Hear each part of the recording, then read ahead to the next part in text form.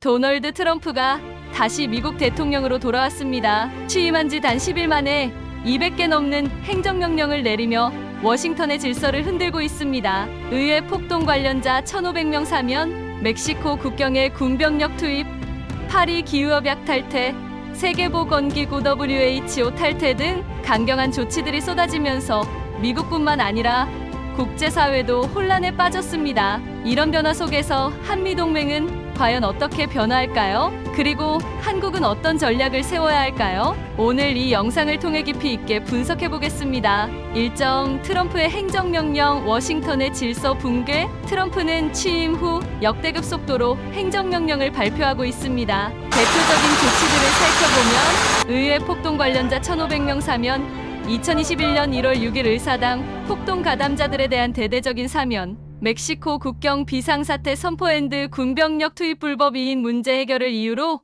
국경에 군대 배치, 파리 기후협약 탈퇴 기후변화 규제를 없애, 미국 경제 활성화를 목표로 세계보건기구 WHO 탈퇴. WHO가 중국에 편향적이라는 이유로 미국 지원 중단, 연방공무원 200만 명 권고사직 워싱턴 기득권을 청산하겠다며 개규모 개편 착수. 이 같은 조치들은 미국 내에서도 법적 논란을 불러일으키고 있습니다. 민주당과 반트럼프 세력은 독재적 행태라며 강하게 반발하고 있고, 일부 행정명령은 법원에서 제동이 걸릴 가능성도 있습니다.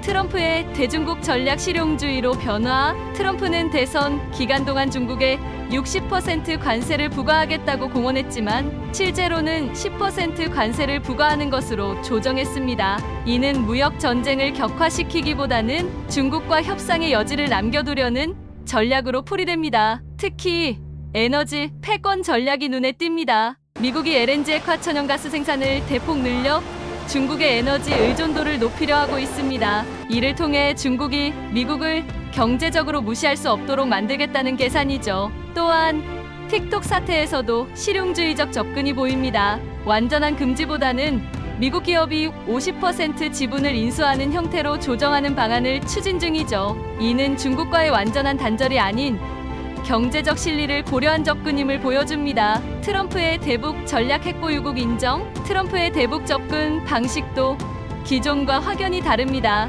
그는 취임 후 단 일주일 만에 북한을 핵보유국으로 인정한다는 파격적인 발언을 했습니다. 미국 정부는 지금까지 북한의 완전한 비핵화를 목표로 해왔는데, 트럼프는 이를 포기하고 핵동결이나 핵 군축 협상으로 방향을 바꿀 가능성이 커졌습니다. 북미 정상회담 재개 가능성, 제재 완화와 외교 관계 개선론의 가능성, 북한과 러시아의 군사협력 강화로 협상력 상승. 문제는 북한이 쉽게 협상에 나서지 않을 가능성이 높다는 점입니다. 북한은 최근 러시아와 군사협력을 강화하며 미국과의 협상 카드를 키우고 있습니다. 트럼프가 핵보유국이라는 표현을 썼다고 해도 실제 협상에서 어떤 조건이 붙느냐가 관건이 될 것입니다. 한미동맹 변화 한국은 어떻게 해야 하나? 그렇다면 한국은 어떤 전략을 세워야 할까요? 트럼프의 외교 정책이 실용주의적 기조로 변화하면서 한미동맹의 기존 공식이 흔들릴 가능성이 커지고 있습니다.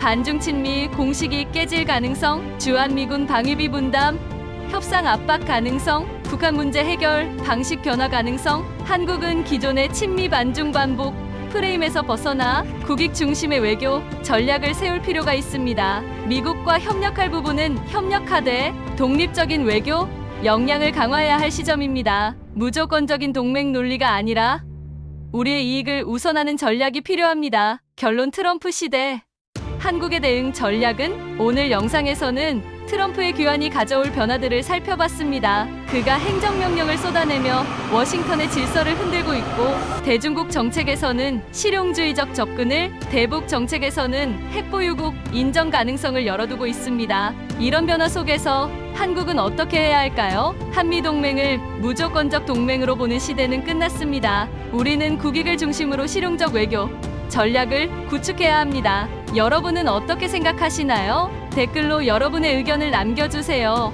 이 영상이 유익했다면 좋아요와 구독, 알림 설정까지. 그럼 다음 영상에서 만나요.